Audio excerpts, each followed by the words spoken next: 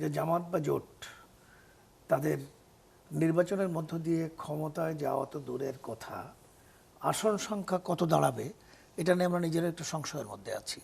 আমরা মাঝে মাঝে এরকমও ভাবি যে একটা গণতান্ত্রিক রাষ্ট্র কাঠামোতে সংসদ নির্বাচন যখন অনুষ্ঠিত হয় তার একটি বিরোধী দল, শক্তিশালী বিরোধী দল থাকা একান্ত প্রয়োজন।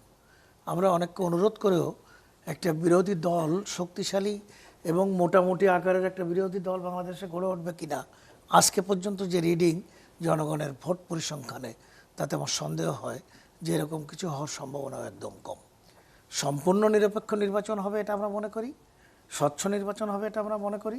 কোনো প্রকার অস্বচ্ছতা ছাড়াই যদি জনগণ ভোট দেয়, সে ভোটেই বিএনপি এবং তার সাথীদেরকে নিয়ে যে নির্বাচনী প্রক্রিয়ার মধ্যে বিএনপি এ পর্যন্ত আছে, তাতে নতুন করে আর কোনো ক্ষেত্র, অন্য কোনো পরিধি বাড়ানো বিএনপি খুব আবশ্যক বলে মনে করছে। সাম্প্রতিক কিছু কিছু জরিপে তো জামাতকে 30% পর্যন্ত ভোটের কথা বলা হচ্ছে। হ্যাঁ, এরা যাচ্ছে, বিভিন্নমুখী আলোচনা করা হচ্ছে এবং এই আলোচনাগুলো একটা বিরোধী দল বাংলাদেশে থাকুক এবং বিরোধী রাজনৈতিক দল না থাকলে একটা পার্লামেন্টের কোনো সৌন্দর্য থাকে না, এটাই মূল সৌন্দর্য।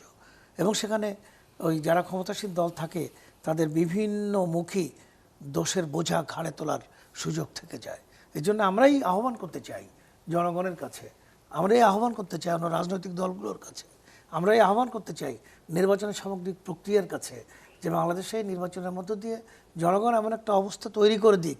আমরা দেখতেই পাচ্ছি যে বিএনপি একটা ভূমিধস বিজয়। আপনাদের এই ধারণাটার ভিত্তি কি, কিসের ভিত্তিতে আপনারা বলছেন যে বিএনপি ভূমিধস বিজয়ের দিকে এগিয়ে যাচ্ছে? আমরা একটা জনগণের যে পারসেপশন, পিপল পারসেপশন তো দেখলে বোঝা যায়। আমরা চলাফেরা করি, হাঁটি, দেখি, মানুষের কথা শুনি।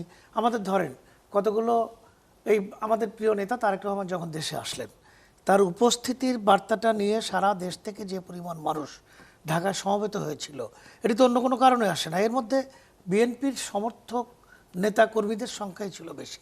এবং সেই সংখ্যাটাকে যদি আমি হিসাব করি, তাহলে একটা রাজনৈতিক দল হিসাবে বাংলাদেশে বিএনপির সর্বাপেক্ষা বিরোধী দল হিসাবে যদি কেউ নিজেদেরকে মনে করে, তারা বিএনপিকে সর্ববৃহৎ রাজনৈতিক দল বলা ছাড়া অন্য কোনো পথ নেই। বরাবর আপনি 300 আসনে প্রার্থী দেওয়ার ক্ষেত্রে বিবেচনা করে দেখবেন, বিএনপিতে যে প্রার্থীগুলো হয়েছে তাদের গুণগত, অবস্থানগত, রাজনৈতিক, সামাজিক, অর্থনৈতিক, পূর্বেকার, চলমান সময়কার যে পরিচিতি, সেই পরিচিতি অন্যান্য দলের বিভিন্ন নেতাদের থেকে কত অংশে বেশি এবং জনগণের কাছে